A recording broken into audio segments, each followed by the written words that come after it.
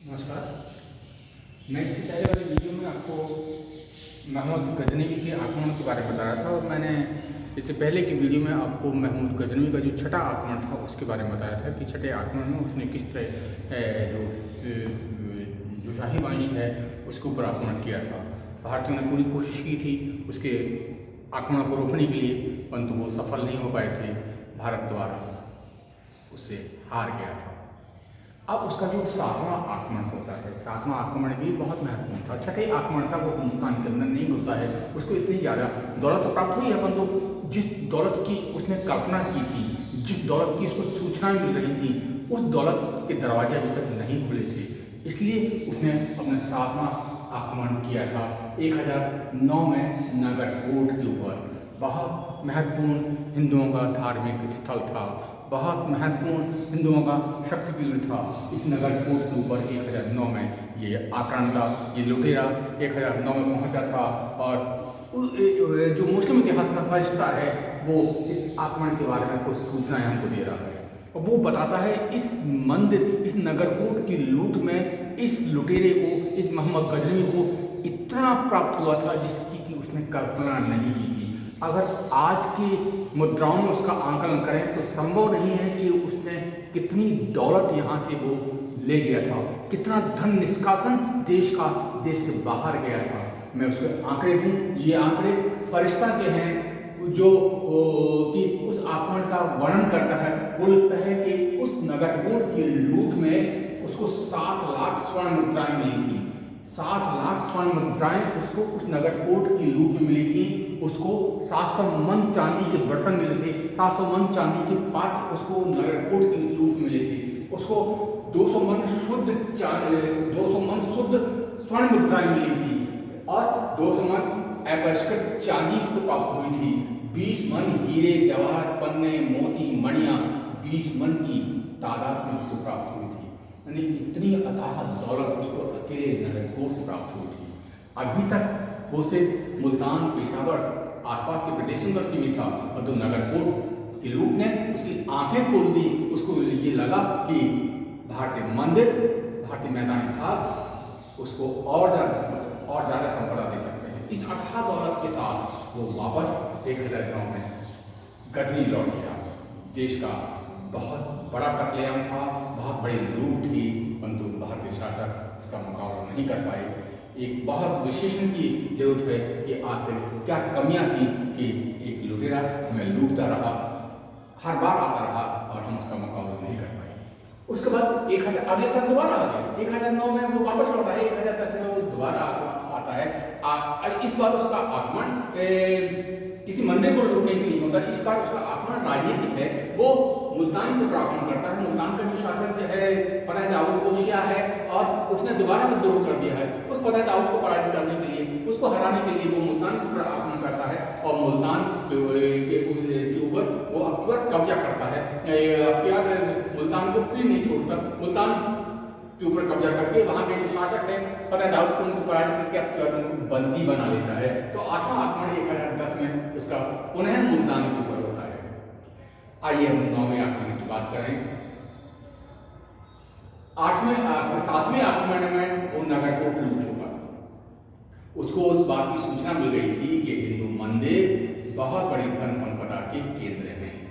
अब उसने 1011-12 के आसपास उसने दोबारा गजनी से कूच किया और उसको ये सूचना मिली कि मैदानी भाग में जो थानेश्वर का इलाका है, वहां पर बहुत प्रचुर मात्रा में मंदिर हैं और इस थानेश्वर का हिंदुओं के लिए वही महत्व है जितना कि मुसलमानों के किसी अपने धार्मिक स्थल के लिए है। इसलिए उस स्थल को तो उसको जरूर बर्बाद करना था, उस स्थल को तो उसको जरूर लूटना था।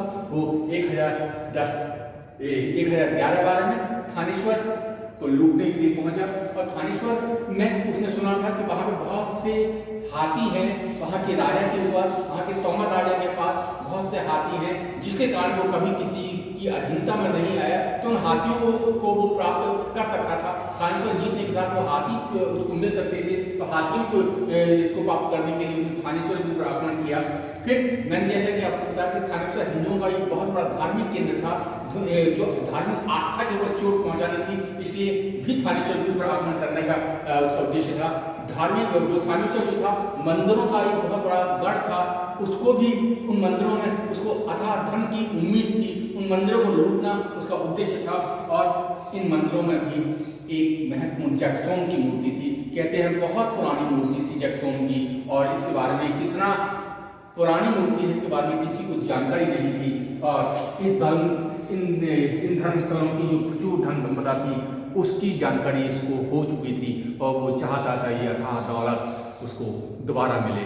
वो मरुस्थल के मार्ग थे, यानी कि वो अब की बार परंपरा के रास्ते से नहीं आया, वो थानेश्वर आक्रमण के लिए वो रेगिस्तानी रास्ते से हिंदुस्तान की बढ़ा, परंतु रास्ते में वही उसका प्रतिद्वंदी शाही वंश उसके सामने खड़ा हुआ।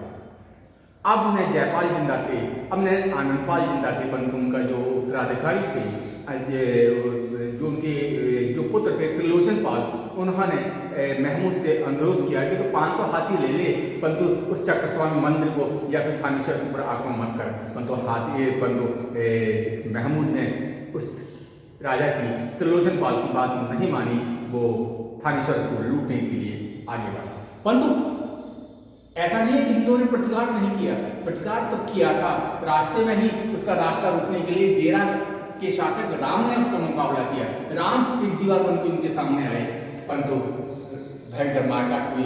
राम पूरे प्रयास के बावजूद भी महमूद को नहीं रोक सके। भयंकर मारकाट, लूटमार, कत्लेआम, परंतु पराजय हिंदुओं की। और उसके बाद ये थानेश्वर पहुंच गया। थानेश्वर के लोगों ने मुकाबला किया उसका, परंतु जयपाल देव तोमर जो थानेश्वर के शासक थे, उन कहते हैं उन्होंने और भारतीय राजाओं से एक मार्मिक अपील की थी कि ये जो तूफान है, इस तूफान में सब कुछ डूब जाएगा, आइए हम मिलकर आक्रांता का मुकाबला करें। परंतु वो हिंदू सहायता मिल पाती, वो भारतीय सहायता मिल पाती, उससे पहले ही ये लुटेरा थानेश्वर पहुंच चुका था। थानेश्वर के ऊपर उसने आक्रमण किया, थानेश्वर को उसने लूट लिया। और जैसा कि उत्वी लिखता है कि काफिरों के रक्त से नदी का जल लाल हो गया था, यानी कि इतने भारतीय मारे गए थे कि समूची नदी जो थी उसका पानी लाल हो गया था। वहाँ का जो प्रसिद्ध चक्रस्वामी मंदिर था, अतः दौलत थी उस मंदिर में, बहुत पूजनीय मंदिर था चक्रस्वामी मंदिर, वो तोड़ दिया गया, मूर्ति तोड़ दी गई, उसकी मूर्ति के टुकड़े गजनी भेज दिए गए। यहाँ बहुत कत्लेआम किया, धर्मांतरण हुआ, गुलाम बनाए गए होंगे। और इस भयंकर लूटमार के बाद वो वापस अपने गजनी लौट गया।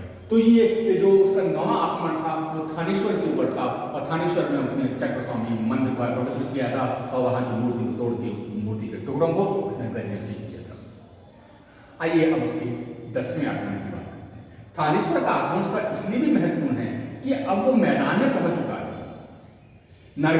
जो नगरकोट है वो पहाड़ी इलाका है, अभी वो मैदान तक नहीं पहुंचा, परंतु अब वो हिंदुस्तान के मैदानी भाग में पहुंच चुका है। और मैदानी भाग क्योंकि बहुत संपन्न था, दोआब का प्रदेश था, इसलिए उसको ये लगा कि अब उसको और जो मैदानी भाग के जो मंदिर हैं उनको उनके ऊपर आक्रमण करना चाहिए। उसका 10वां आक्रमण 1013-14 लंबा आक्रमण था, एक विस्तृत योजना के साथ वो हिंदुस्तान में घुस रहा था।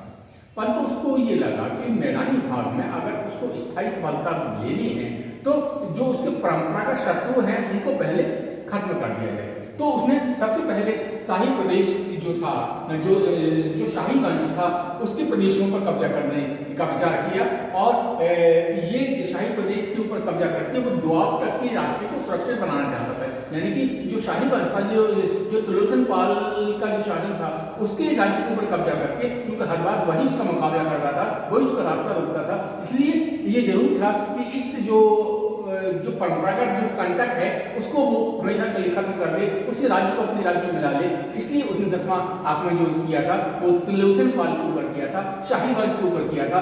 त्रिलोचन पाल को जब इस आक्रमण की सूचना मिली थी, उसने अपनी राजधानी नंदना का भार अपने बेटे, अपने पुत्र भीमपाल को सौंप कर वो कश्मीर चले गए थे।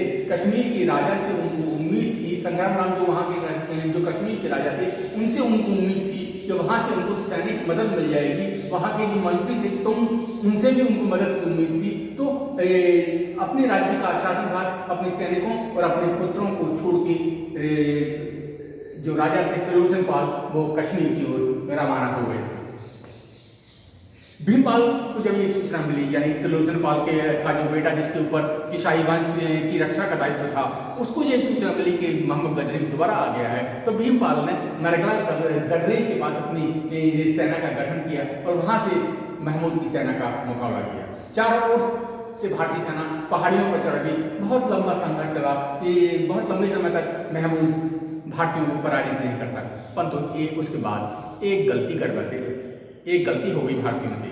वो गलती ये थी कि जो भीमपाल थे उनको ये सूचना मिली कि नई कुमुक आ गई है, तो नई कुमुक की सहायता से वो महमूद को आसानी ही पराजित कर सकते हैं। तो नई कुमुक के चक्कर में उन्होंने अपनी सेना को घाटियों से निकाल के, पहाड़ों से निकाल के मैदान में ले आए और मैदान में आसानी से मोहम्मद गजनी ने भीमपाल को पराजित कर दिया। ये पराजय इसलिए महत्वपूर्ण थी कि अब की बार मोहम्मद गजनी ने राजधानी नंदना को जीत लिया, नंदना के ऊपर कब्जा कर लिया और वहाँ से, उस राजधानी से, नंदना से महमूद को अपार धन संपदा प्राप्त हुई थी। और इस प्रकार त्रिलोचन पाल के राज्य को जीतने के बाद वो वापस गजनी लौट गया, तैयारी करने लगा अगले वर्ष दोबारा हिंदुस्तान के ऊपर अगले आक्रमण के लिए। मैं अभी तक मात्र 13-14 तक पहुंचा हूँ। उसका आक्रमण लगातार चला है 27 तक। अभी उसका 10वां ही आक्रमण हुआ है, 10वां ही आक्रमण मैंने देखा है। आगे के वीडियो में उसका मैं 11वां और उसके आगे के आक्रमण के बारे में मैं आपको जानकारी दूँ।